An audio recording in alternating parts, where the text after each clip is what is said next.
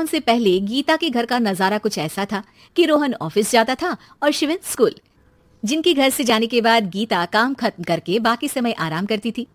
लेकिन लॉकडाउन के बाद ऑफिस और स्कूल घर में ही खुल गए और इससे गीता का हाल वो तो आपको देखने में ही मजा आएगा। शिविन, ओ शिविन, महाराज उठने के लिए क्या 21 तोपों की सलामी लेंगे? अरे बिस्तर से बाहर निकल, ऑनलाइन क्लास स्टार्ट होने वाली है।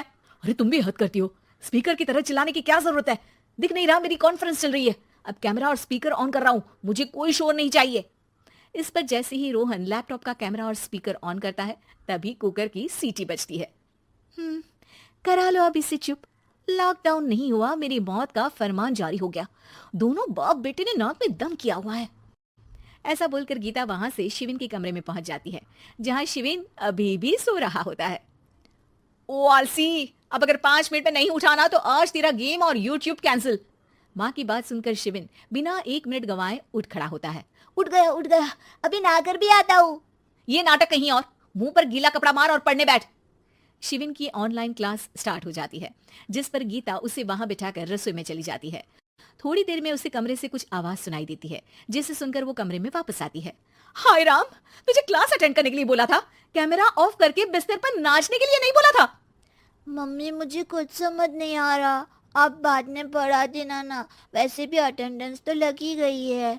हाँ बेटा, जरूर बन जा, तू अभी से हम सबका बाप बन जा। अरे नहीं मतलब कहाँ से लाते हो इतना दिमाग, और पढ़ाई करते हुए ये चला कहाँ जाता है? नाइस क्वेश्चन, दिमाग से पूछकर बता दूंगा। शिविन की बातों से परेशान होकर गीता उसे मारने के लिए जैसे ही आगे बढ़ती है तभी वो कमरे से बाहर भाग जाता है। अब शिविन आगे और गीता हाथ में चप्पल पकड़े उसके पीछे पीछे पूरे घर में दोनों घूम रहे होते हैं। इसी बीच वो रोहन के पास पहुंच जाता है और शिविन को मारने वाली चप्पल रोहन के लैपटॉप पर जाकर गिरती है। ओए माँ! मम्मी, अब पापा को चप्पल मार रही हो? वो आज तक के रिपोर्टर, चुपचाप जाकर क्लास अटेंड कर ले, नहीं तो अगली तेरे पीछे लगेगी। इस पर शिविन वहां से चला जाता है, जिसके बाद रोहन गीता से कहता है, इस सर्कस के लिए कुछ बोलना चाहोगी? अरे क्या करूं, जब से तुम दोनों घर में रहने लगे हो घर अपने आप ही सर्कस बन गया है और मैं तुम्हारी नौकर, कभी बेटी को संभालो तो कभी बाप के नखरे उठाओ।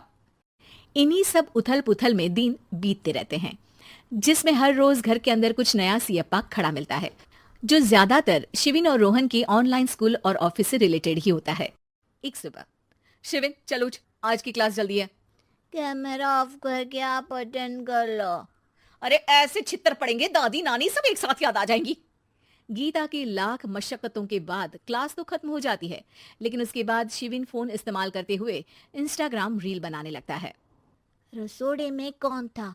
तुम थी, मैं थी, कौन था?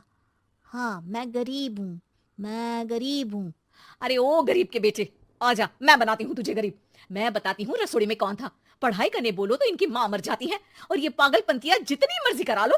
गीता शिविन को डांट रही होती है, तभी रोहन बीच में बोल पड़ता है। अरे बच्चा ही तो है, इतना गुस्सा क्यों कर रही हो? बेटे का साथ देने की इसी एक कोशिश में अब शिविन के साथ साथ रोहन भी गीता के गुस्से की सूली पर चढ़ जाता है।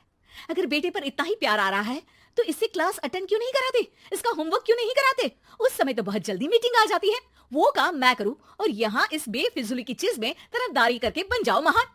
हे भगवान, कोई तो इनके ऑफिस और स्कूल खुलवाओ, मैं इन्हें और घर में नहीं सह सकती। अरे कुछ और मांग लेती, क्योंकि तुम्हारी ये विश इस साल तो पूरी होने से रही, कोरोना। हाय नास बेटे ने जिंदगी ही बर्बाद कर दी, खाए कोई पचाए कोई, कल मुझे चुन चुन कर सबको मेरी बद्दुआ लगेगी। उन्होंने दुनिया का और इन बाप बेटे दोनों ने मेरा जीना मुश्किल कर दिया। गीता वहां से चली जाती है, जिसके बाद रोहन शिविन से कहता है, अरे तुम्हारी मम्मी इतनी भड़की हुई क्यों है? आपकी वजह से पूरा समय घर में रहते हो और उस पर कोई काम कराने की जगह बस ऑर्डर देते रहते हो। अच्छा बेटे, सारा इल्जाम मुझ पर, पूरा दिन तो वो तुम पर ही चिल्लाती है। हाँ, मतलब दोनों का 50-50 है, कुछ करना पड़ेगा। वो कहते ना, make the best out of worst. I have an idea. वैसे तुम्हारी माँ सही कहती है, बहुत जुबान चलाने लगे हो, कम बोला करो। अगली सुबह रोहन और शिविन अपनी गलती को सुधारने के लिए गीता के उठने से पहले घर का आधा काम खत्म कर देते हैं, जिसे देखकर गीता खुश हो जाती है और फिर बाकी बचा काम वो तीनों मिलकर पूरा कर लेते हैं। जिसके बाद अब वो सब मिल बांट कर हर काम में एक दूसरे की मदद करते हुए लॉकडाउन का मजा लेने लगते हैं।